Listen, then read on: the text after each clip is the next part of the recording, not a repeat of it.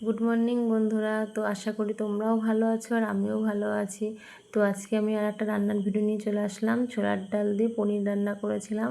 তো ছোলার ডালটা সারা রাতে ভিজিয়ে রেখে সকালবেলায় প্রেসারে সিটি দিয়ে নিলাম, 2টো সিটি মেরেছিলাম।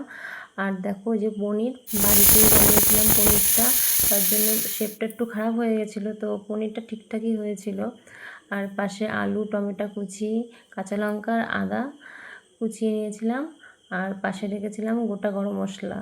তো ডালটা সিটি দিয়ে নামানোর পরে কড়াইতে তেল দিয়ে পনিরগুলো ভালো করে ভাজা করে নিয়েছিলাম। একটু হালকা হালকা করে ভাজা করেছিলাম, খুব লাল লাল করে ভাজা করেছিলাম না।